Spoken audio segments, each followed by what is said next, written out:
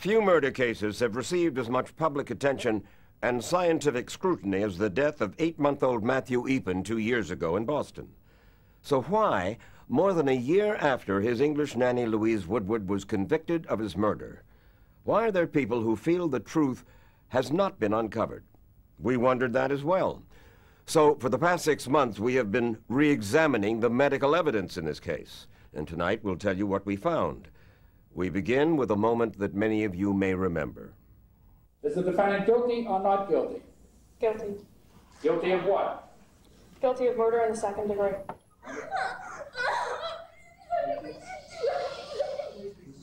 Why did you do that to me?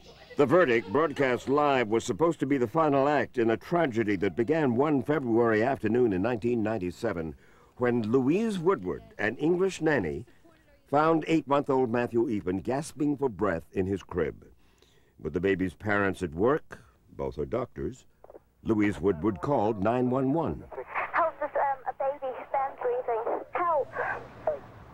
Matthew Eapen was rushed to Boston Children's Hospital, where he was found to have a skull fracture, bleeding on the surface of his brain, and bleeding behind his eyes. He died 5 days later. The prosecution said that I'd shaken Matthew in a fit of rage. Shaken him for up to a minute? Up to a minute, and that I'd slammed him down. Until now, Louise Woodward has declined to speak on American television about her conviction. She's home in England and going to law school after the judge reduced her conviction to manslaughter and set her free after 279 days in jail. Why are you talking to us? Because I was aware that you'd been investigating the medical evidence, and that's really all I'm interested in. I now have a conviction which I know I can't get rid of through the courts. So really the only way for me to prove my innocence is through the medicine. Through the medical evidence? I just believe it's only a matter of time. Isn't it true that Martha Coakley helped to prosecute Louise Woodward, who was then 19 years old, for killing Matthew Eapen. Why did that trial capture the public's imagination so here in Boston, in the United States, and over in Europe? Part of it has to do, I think, with the notion that here is a child who's dead, here's an unlikely defendant. Any family might have hired Louise Woodward as a nanny. It could have been anybody's situation. And I think it really struck a chord about daycare and how we take care of our kids and what risks are in our home. Because Louise Woodward was the last one alone with a baby, she immediately became the prime suspect. Matthew Eapen died from what's called a shaking impact syndrome. Shaking followed by blunt trauma, evidenced by the fracture he had at the back of the skull, causing brain swelling, which then shut down all of his respiratory system. That's right. Barry Scheck was one of the lawyers who represented Louise Woodward at trial. In less than 24 hours, they had decided, since this was a violent slamming and a violent shaking, that the injuries could only have been caused by somebody who had custody of the baby 6 hours prior to admission. And she was the only one who was with the baby during those 6 hours. That's right. And it was for that reason, and that reason alone, that she was immediately arrested. They were accusing me of something before they'd done any investigation. They should have tried to find the truth, to find out what really happened, before they just pointed the finger at me and arrested me. Did your office ever investigate anyone else? Absolutely. Who? The parents? You did? Sure. But Coakley remained certain that the killer was Louise Woodward. Matthew was probably fussy that day because he was teething, and I think she got angry, and I think she whacked the kid. And, I mean, end of story. Well, not quite. What do we want? Justice! For the medical evidence at the time triggered a spirited debate in this country and in England, especially in the medical community. Several dozen pediatricians signed a public letter criticizing the defense's medical theory that Matthew Eapen had died from an innocent rebleed of an old blood clot on the brain. And the defense accused the prosecution of using junk science to convict Woodward.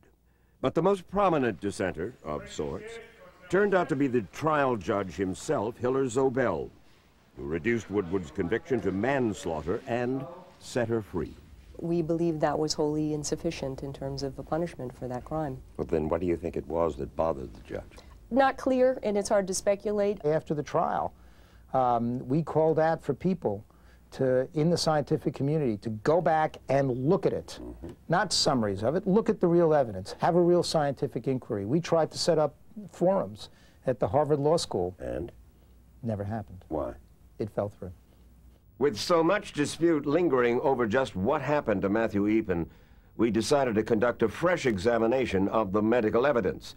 And we began by asking one of the prosecution's star medical witnesses, Umberto De Girolami, for the name of a doctor whose reputation was so unimpeachable that his conclusions would have to be taken seriously by both sides.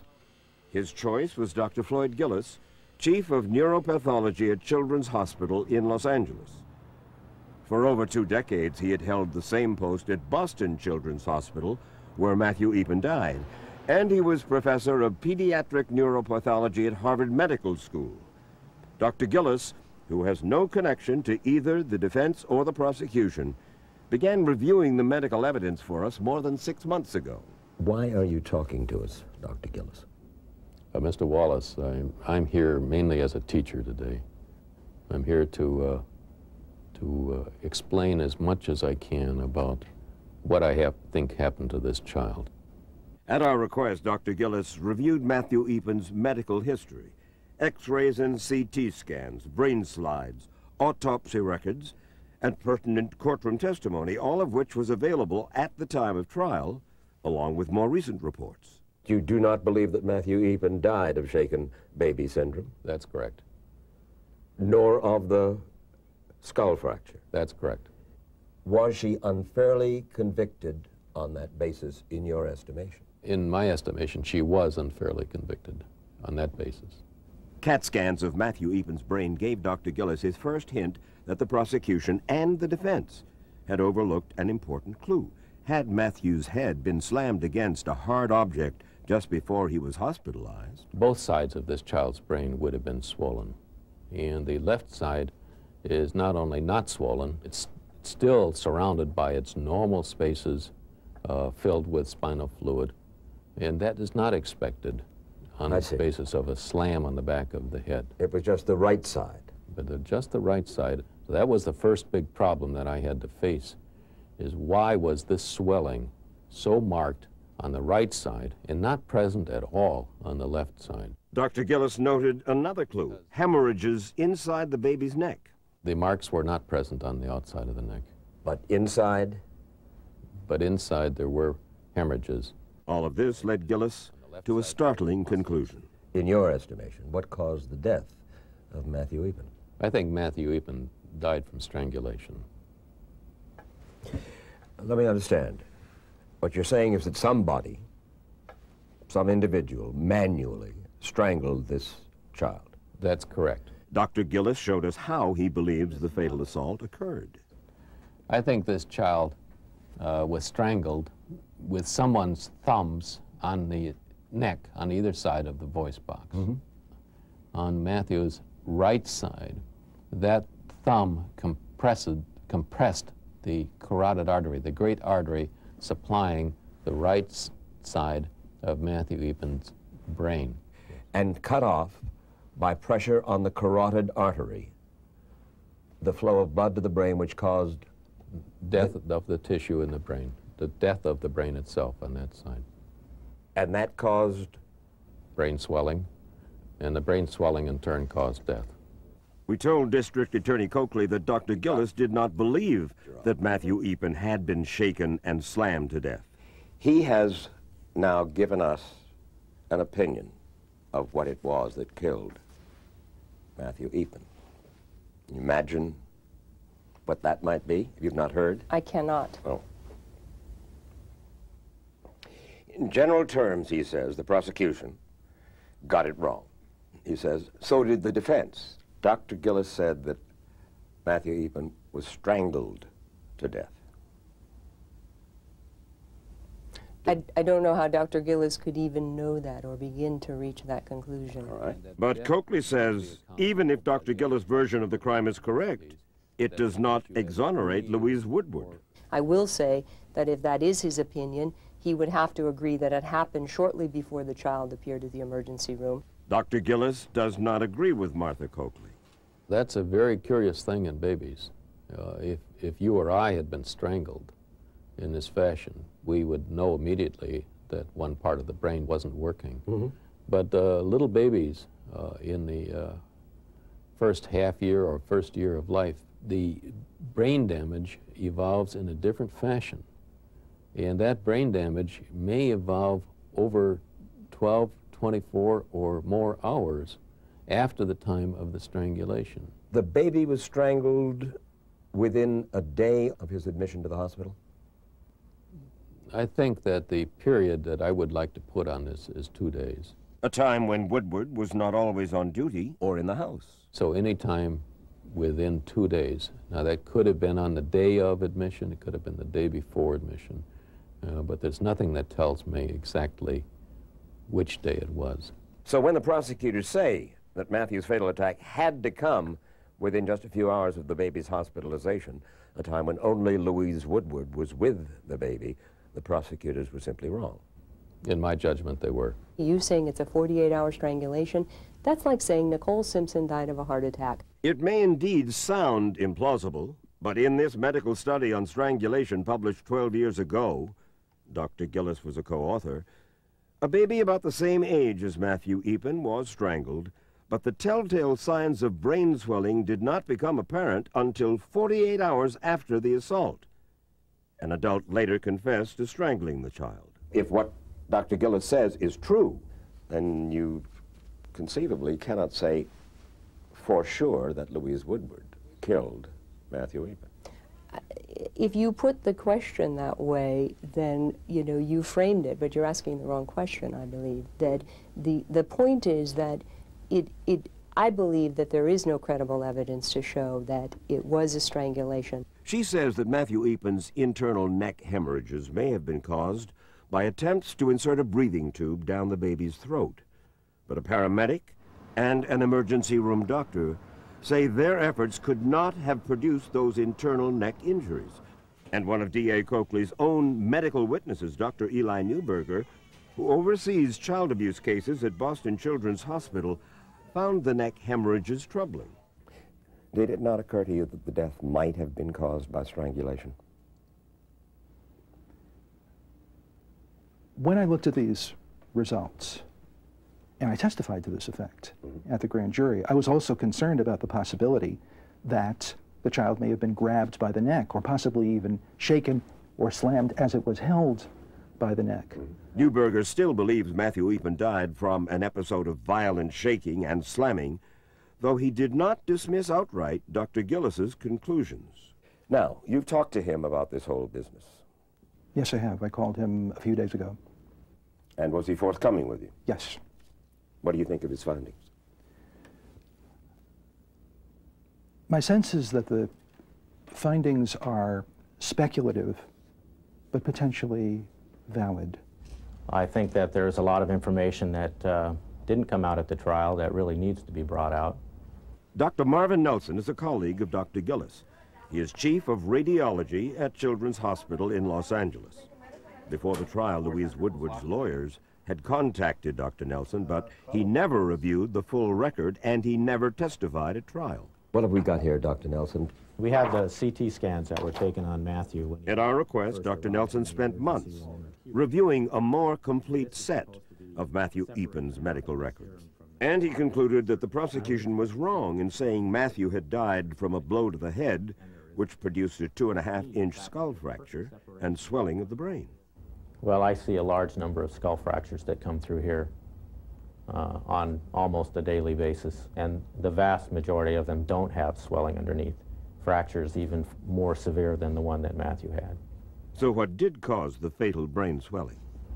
I believe he was strangled. Manually? Yes. In other words, you're saying that the truth has not so far, in your estimation, been brought out about the death of Matthew Eapen?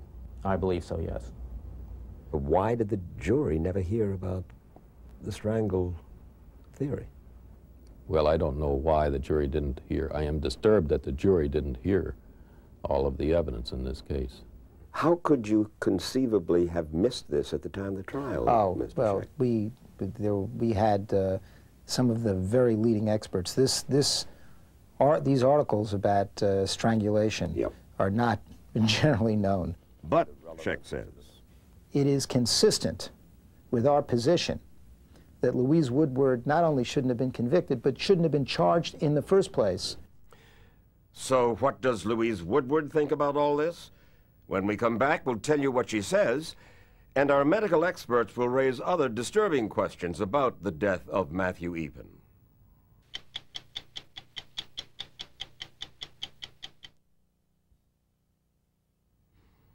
As we said, Louise Woodward is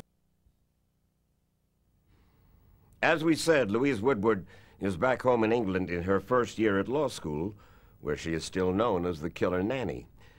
She has said all along that she did not violently shake or slam the baby. But what does she say about the new contention that Matthew Eapen may have been strangled to death? We spoke last month in London. Did you strangle Matthew Eapen? No. You didn't shake, and you didn't slam. No, I didn't do anything to him that day like that. Anything violent. It's, Did you at any time put your hands around his neck? No. Louise Woodward also denies that she was even capable of doing what the prosecution said she did, violently shaking Matthew Eapen for up to a minute. I've never seen you before. Tonight, I figured that you were a much bigger girl. Here you're I'm only 5'2". Quite small. He was a heavy baby, and I couldn't have done it. I physically couldn't have done it. Yeah. But also, it was just nonsense. That's a pretty heavy child, and it's a fair amount of weight, but it would look something like this. It was Dr. Eli Newberger, a child abuse specialist at Boston Children's Hospital, who had testified that Matthew Eapen had been shaken for as long as a minute. The child weighed 22 pounds. Have you ever tried to pick up a 22-pound weight and shaken it? And you're a man? I know how much a 20 and a 25-pound weight weigh. And believe me, I thought of that at the time that this was going on. And you're exactly correct. It's a heavy weight. And to propel it back and forth for up to 60 seconds requires a very substantial exertion. But or anger. An adult who is tremendously enraged can, over a period, do a variety of things. And the proof of violent shaking, Dr. Newberger says, was the bleeding found in the back of Matthew Eapen's eyes. But Dr. Gillis disagrees that it was proof. Recently, a new staining test was performed on Matthew Eapen's brain tissue. Some experts say that test, showing nerve damage, indicates conclusively that the baby had indeed been violently shaken. But again, Dr. Gillis disagrees. And Dr. Gerald Feigen, who performed Matthew's autopsy for the Massachusetts Medical Examiner's Office, says he never found evidence of the prolonged violent shaking that the prosecutors insisted had happened. People hear what they want to hear and see what they want to see, and you can't make somebody believe what they don't want to. And they wanted you to testify about shaken baby, and you declined to do that? That's right. And for that, Dr. Feigen says he paid a price. That's correct. After I did this case, they no longer let me do children cases. Really? Yes, sir. So they were miffed at you? I believe so. They said there's too much pressure on me. They want to let it cool off for a while. And I found I wasn't really doing much of anything after that. You think that was in retaliation? I think it's sucking up to the prosecutors. Well, Dr. Feigen does not believe that Matthew Eapen was shaken to death. He does believe that he died from someone slamming his head against a hard object just hours before he was taken to the hospital.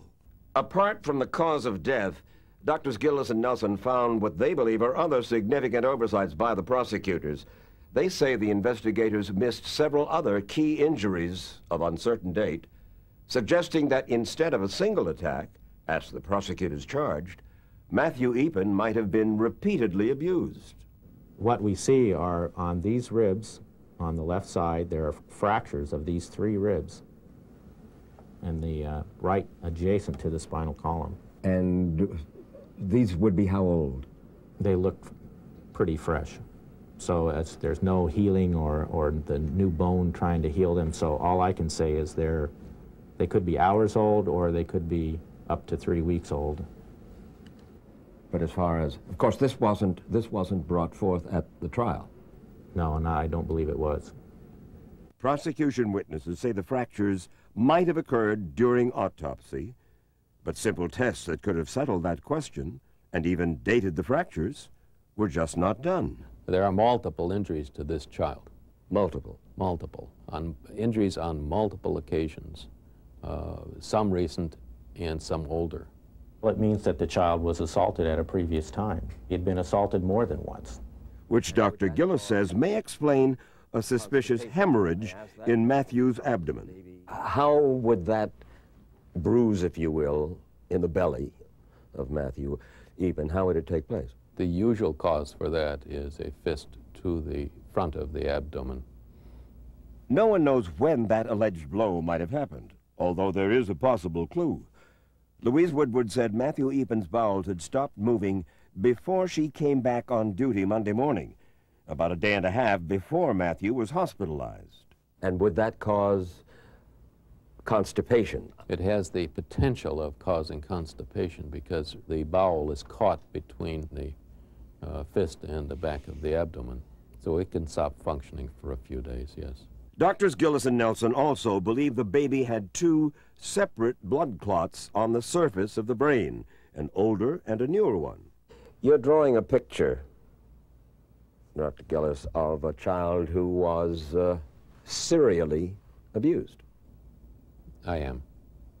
A conclusion that even Dr. Newberger, who testified for the prosecution, concedes might be true. Well, with regard to the serial abuse, I think that indeed this is possible. And he adds, and it is possible, it seems to me, that there are additional injuries to those that were brought out at the trial. There was no old injury in this. But if there were, it was not the fatal injury, and that's the key point. Pattern or no, that injury that killed Matthew Eapen was delivered to him within hours, and we would have shown that this was a pattern by a caretaker. He was killed that day. The prosecution did know that Matthew had suffered a previous wrist fracture of unknown origin, estimated to have occurred anywhere from 2 weeks to 2 months before he died. So to sum up, the prosecutors were wrong about the cause of death. That's correct. Prosecutors were wrong about when the fatal injuries could have occurred. That's correct. Prosecutors were wrong about the number of serious injuries inflicted on this child. That is correct. And this was one of the most publicized, scrutinized baby killings. How could these mistakes have taken place, Dr. Gillis? Well, I think there's a tendency in people to find what they expect to find, Mr. Wallace. That is not correct. What's not correct about it? That the prosecutors were wrong about what happened, that she was mistakenly charged, that the cause of death was not the cause of death testified to at trial by the medical examiner and by my colleagues and me. What would you like to happen now? Well, I'd like the evidence to emerge that I didn't do this, to prove to people that I didn't do it, and to prove that what I said all along is true. Every time that I read in newspapers or hear on television, people refer to Louise Woodward as the convicted baby killer. I have to tell you, it rankles. I get the feeling, Mr. Scheck, that maybe you feel that somehow you let Louise Woodward down. Actually, I don't feel that way. But I also know from experience that you can always learn more. You can always find out more, particularly in the very, very short time frames you have to try a criminal case like this. She shouldn't have even been arrested. It was a rush to judgment. But beyond that, don't we have to find out what really happened if we can? And so in that effort, I would never hesitate to take any kind of responsibility any kind of mea culpa, it doesn't matter to me. Let's get to the truth. Frankly, if Dr. Gillis and his Dr. Nelson want to provide to defense counsel the theory that they believe the baby was strangled and give them an affidavit and they wish to go to the court to provide that, then there's a forum for that. We will go back to court if your experts will just say in sworn affidavits what they've said here on television. And we'll go back to court and we'll ask to have a true scientific reinvestigation of what evidence still exists. We're not afraid of it. We want it.